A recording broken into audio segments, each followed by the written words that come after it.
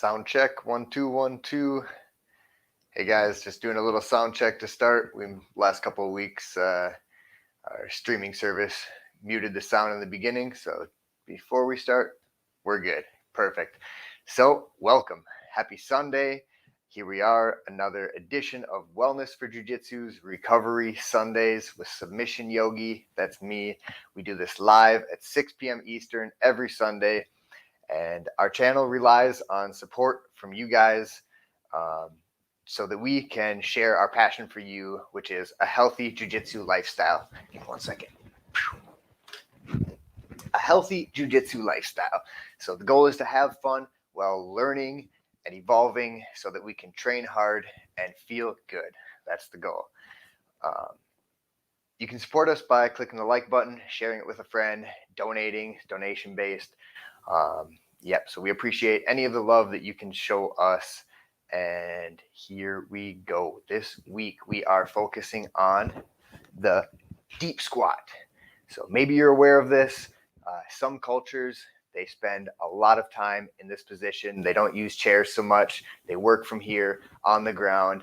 And this gives them the benefit of healthy range of motion, flexibility, mobility in hips, knees, ankles, lower back, that lower part of the body engaged in a really proper way.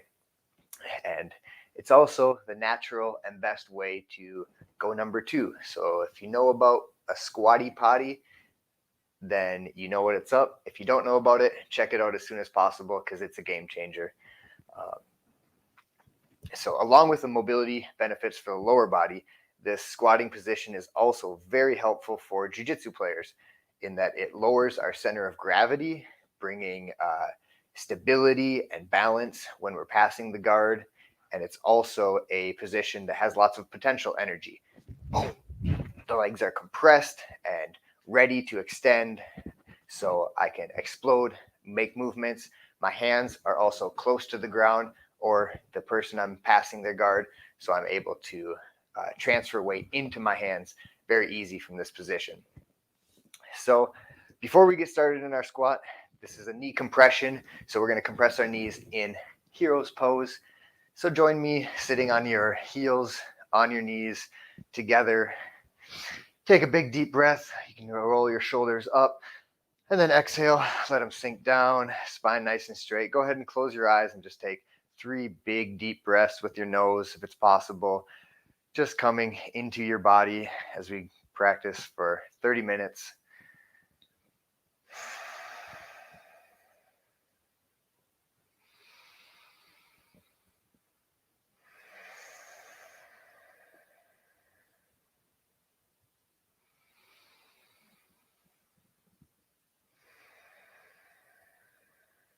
Relax everything in your body. Take 1 more big deep breath.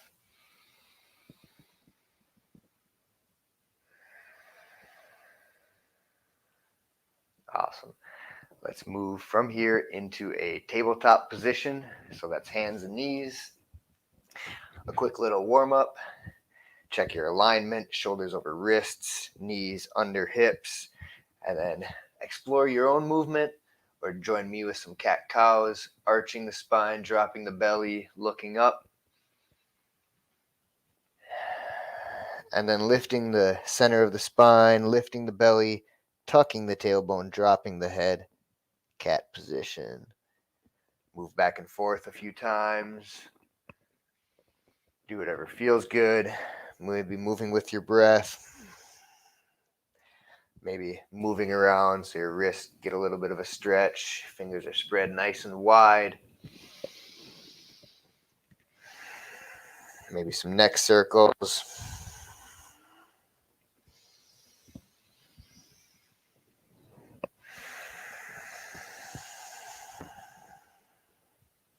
Maybe some side-to-side movements with hips and shoulders. Keep breathing nice and deep.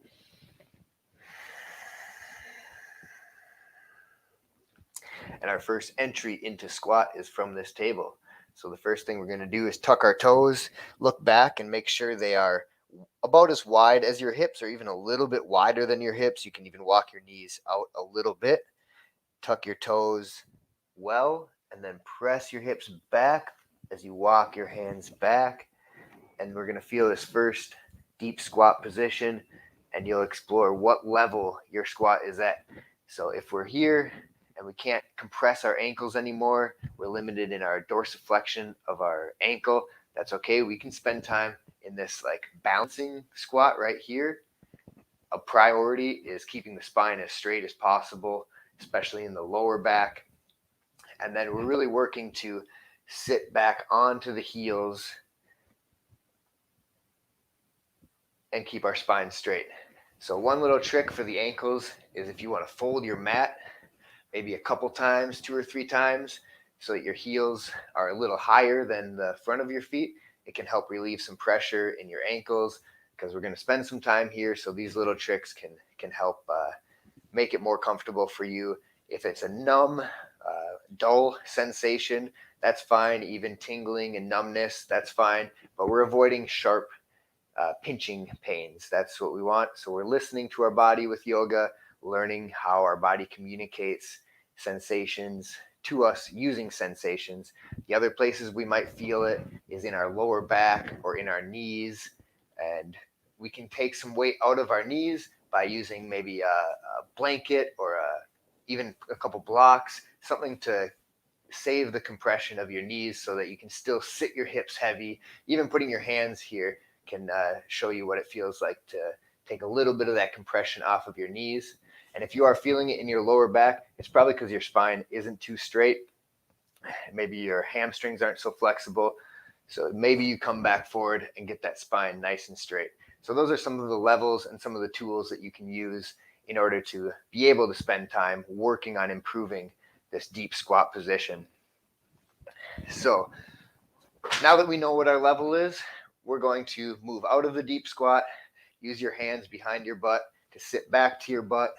Give yourself a little space between feet and your butt. Hands behind you, and just let your knees fall side to side, keeping your feet on the mat in the same spot. Windshield wiping, bringing some mobility and movement, blood flow into the hips. Take nice, long, deep, slow breaths in this warm up.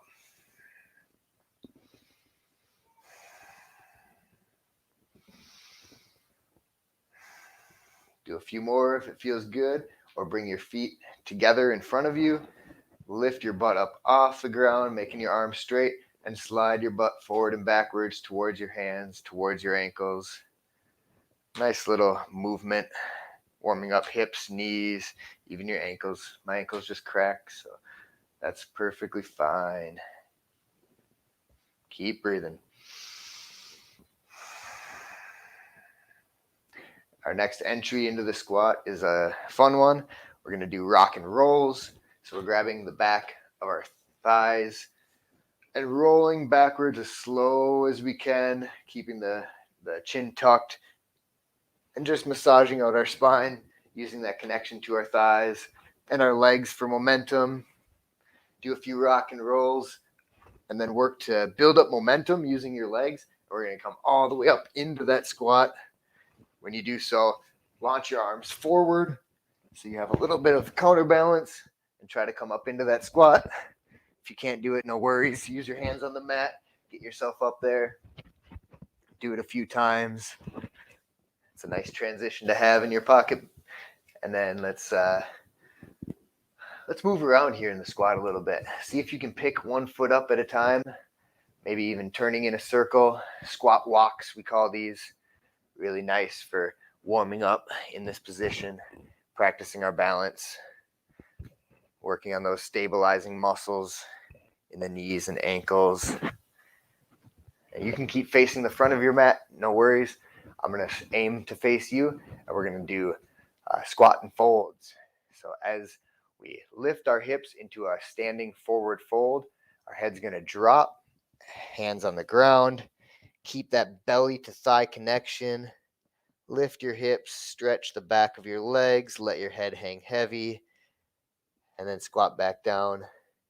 As you squat down, An important alignment principle is turning your feet about maybe 10 degrees. If you think about 11 o'clock with your left foot and 1 o'clock with your right foot, that usually gives you a pretty good line up so that your feet are in line with your knees.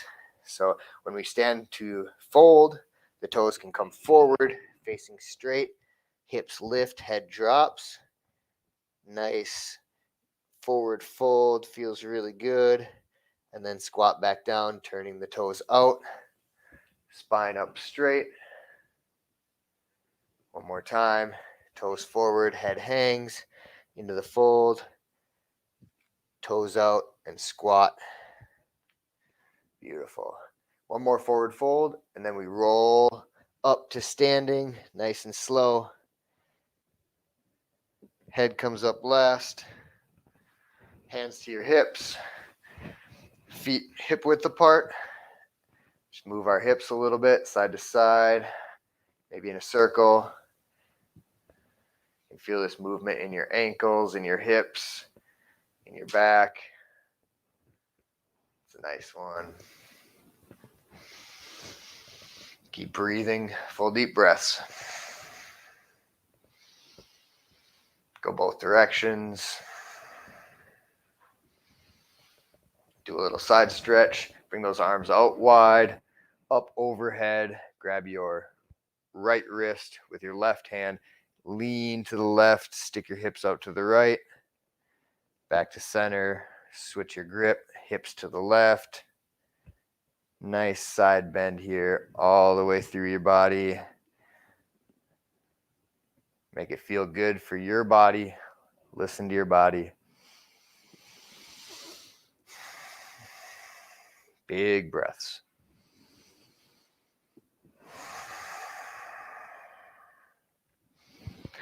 All right, now coming into a squat from standing. Check that alignment. So let's start. Feet a little bit outside of hips is nice. You know, everybody's different. Everyone's got different proportions. So we can explore and feel what feels good. Sometimes a little bit wider is nice. Sometimes you want to have it more in line with your hip, and the amount that your feet are pointing out kind of depends on where your knees track as you squat down. But you should see your knees go straight over your feet as you squat down. And the weight distribution should be enough in the back of your feet that you can lift your toes, but not so much that you're balancing on your heels. So get a nice sturdy foot grip on the ground. Maybe lift your toes a little bit, and squatting down, keeping your spine straight. Hands can come out in front for a little counterbalance. See if you can get all the way down. Nice. Now some other movements we can do here in this deep squat. We can twist. So we'll start by pressing left elbow into left knee and opening the chest up to the right. The right hand can press on the right knee or reach behind you, and just twisting to the right side, maybe looking up. Feel that spine rotate. Keep your chest lifting. Take a breath. We can go another level deep. If you're ready for it, adding a shoulder opener by binding, wrapping our left arm around the left leg. So start by turning your left palm face down, and then the thumb turns down. Maybe you just press it on the mat there and you can feel a little opener in the shoulder, or maybe you continue that motion, wrapping your left arm around your leg. Maybe you even reach behind you with your right hand, connect your hands, little S grip, and then open up to the right side. Feel your shoulder open. Try not to round your back. Keep looking up to keep that spine nice and straight. Breathe deep.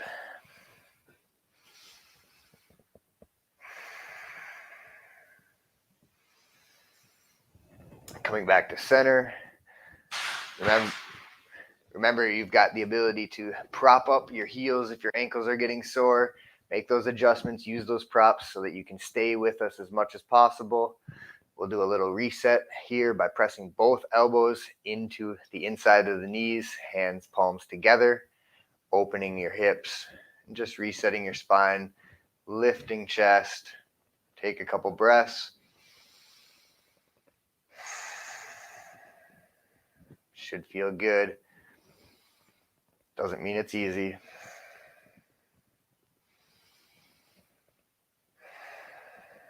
Now let's twist over to the left side. So pressing right tricep into the inside of your knee, starting to twist. Find a comfortable place for your left hand on your knee, maybe reaching behind you. Maybe that right arm comes straight to the mat. Give you a little traction to twist. Keep breathing, and if you want to go for that bind, right palm down, and then thumb down so your palm's away. It'll help you to reach around your right leg, maybe even connecting your hands behind your back. Squeeze that grip, opening your shoulders, opening your right shoulder with the bind, and your left shoulder peels back as you twist.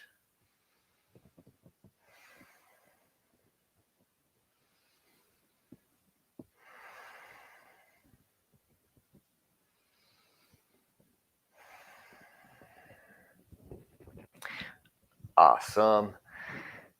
All right, we're gonna do a little arm balance here. This is another way to work on our squat as well as develop a little bit of balance and ability to transition our weight from our feet to our hands.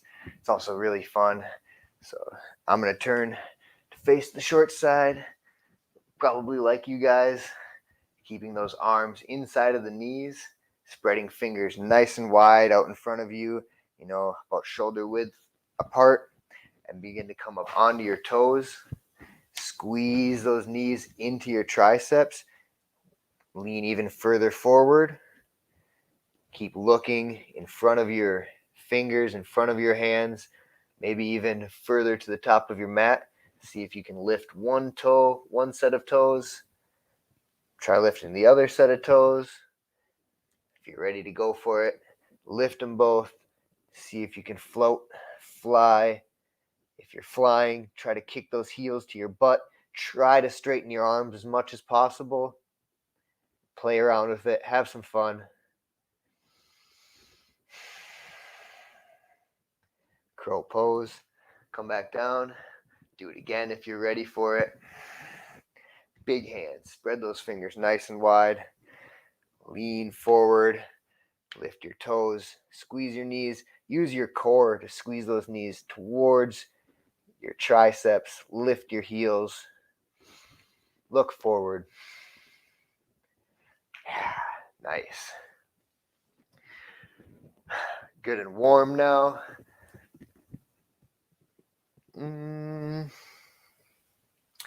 Let's start stretching. I feel like we've squatted pretty good here. Again, this is a position that I suggest you spend as much time in as possible. Now you know some different movements and things you can do, some adjustments you can make. But let's finish this Sunday recovery session with some good stretches.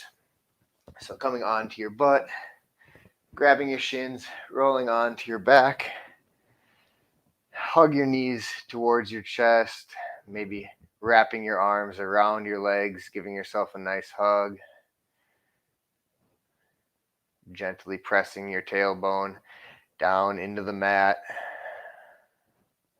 Big deep breaths. This is another stretch you can use to work on that hip mobility in order to make your squat more comfortable. It's almost a kind of reclined squat. And then keeping your left knee hugged in towards the left armpit, either interlacing your fingers on the shin or wrapping your arm around the left knee. Straighten your right leg. Press that right heel away from you. Nice and gently. Minimal necessary force here. And try to relax all the unnecessary muscles, face and hands and feet.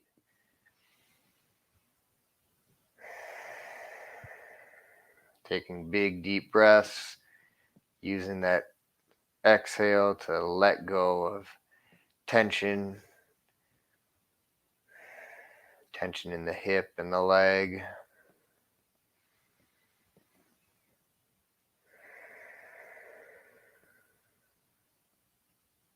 allowing the ligaments and fascia to release.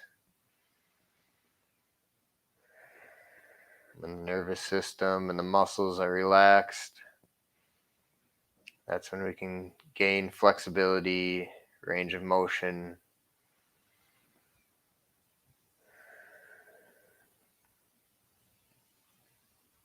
And it feels good. We can spend lots of time in these passive stretches.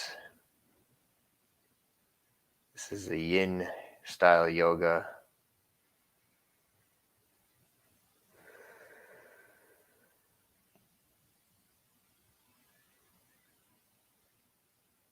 Switch sides by hugging your right knee, hugging both knees for a moment, and then straightening your left leg, just hugging your right knee. Tuck your shoulder blades under, get a little comfortable here, find a grip that feels good for your hip so that you're compressing that hip crease, compressing your knee, straightening your left leg fully on the mat. And then once you've got good alignment, just relaxing everything, letting the interlace of your fingers or the grip of your arm catch the weight so you don't have to use any unnecessary muscles, and you can just breathe and allow this position to open up your hips, lower back. Big, long, deep, slow breathing helps to calm the nervous system. When the nervous system is calm and relaxed, that's when the healing can happen. Our bodies have an amazing ability to heal themselves, but we have to give them the space to do so. These moments of stillness and maybe silence might be hard for jiu-jitsu players who like to move and be active, but they're really beneficial. You can make it a little easier on yourself by putting on some good music, maybe doing some deep breathing exercises, a little bit of cannabis helps to tune your mind into your body. Listen to your body in these positions. That's what it's all about. Listening and relaxing.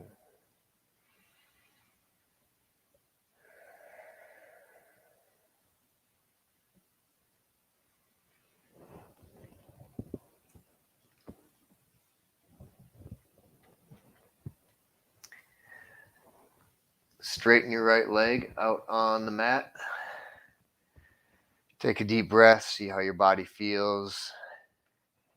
Let's do one more nice hip opener here. Planting your left foot on the mat, close to your butt. Right foot up to the ceiling. Bend your right knee, right ankle to your left top of your thigh. Figure 4. You can lift your hips here, press the knee away. Feel those sensations in your hip. And then when you're ready, hugging everything in towards your body while keeping your tailbone and your whole back flat on the mat, interlacing your fingers around your thigh or your shin. Gently pressing your right knee away from your body as the weight of your arms pulls and stretches your right hip. Make it feel good.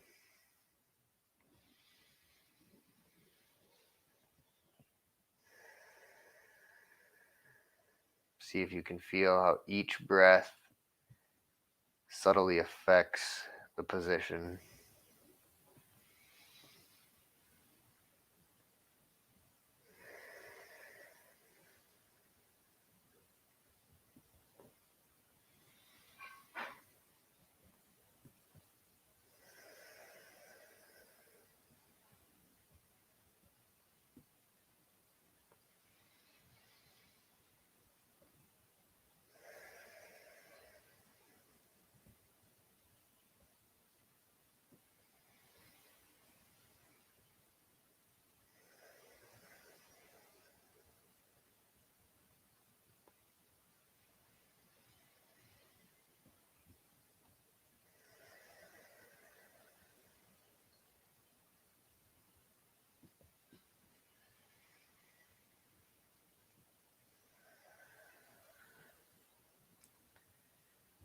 If your mind is racing in these moments of stillness, you don't need to judge it. You can just observe it.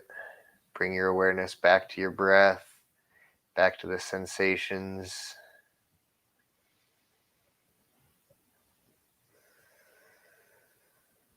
Just try to be here and now with your body.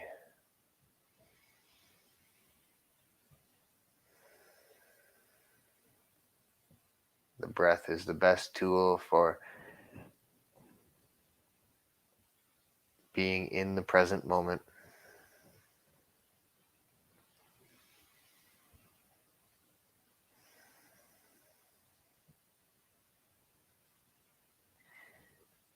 The same thing that I said earlier, we're listening to our body, paying attention to the sensations.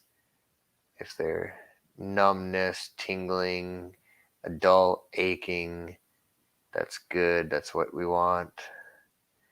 Those are sensations that you can really tune into and even enjoy. If the stretch is intense, come out of these positions nice and slow so you don't shock your body too much. And if the sensations turn to sharp, painful, stinging, it's a cue to move out of the stretch a little bit, find a layer less deep, and breathe there. Spending time will either make things more uncomfortable, or when you spend time, you'll be able to go deeper. So if you want to intensify a little bit here at the end, hug it in a little bit tighter, pull a little bit more with your arms.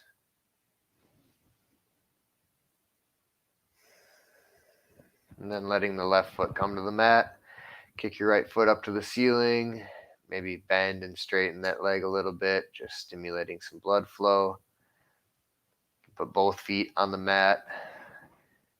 One indicator of where those feet are is touching them with your fingertips. That's also a nice marker for doing a bridge, which can reset your hips, just engaging those glute muscles. Maybe you pop or crack a little bit. It's usually a sign of things opening up. And then keep the right foot on the mat, kick your left foot up to the ceiling, bend that leg, ankle to thigh, open your knee, press it away from your body. You can lift hips here, exploring this figure four. And then hugging everything in towards your chest as you keep your lower back, your hip bones, shoulders, head heavy on the mat. And that's not to say you can't do a moment of curling up just to see what it feels like. Maybe it intensifies everything. You find that edge where you can begin to relax and just let your bones and gravity do the work so your muscles can be soft and the ligaments, fascia can begin to open up and let go. And the breath is a tool we use for focusing on those sensations. We say in yoga, breathe into the stretch or breathe into your hip.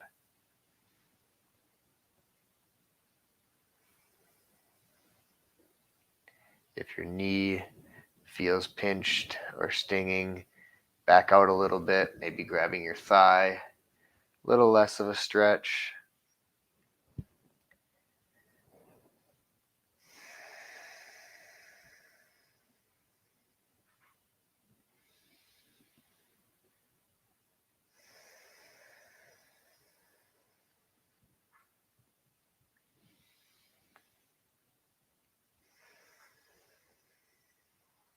Are you breathing with just your chest, or are you breathing into your belly first?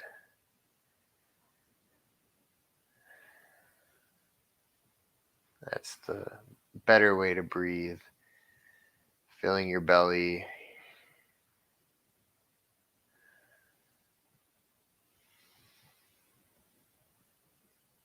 Your diaphragm pulls down. Your organs get a little massage.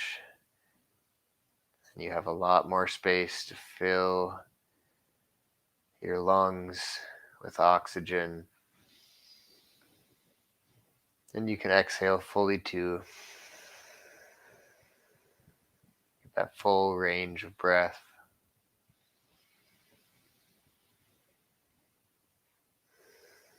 Breathing with your nose if it's available.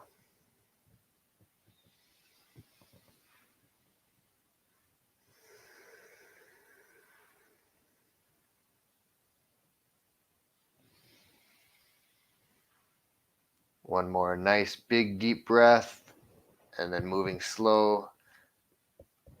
Feet back to the mat. Maybe do a little bridge. Maybe let your knees fall side to side, windshield wiper.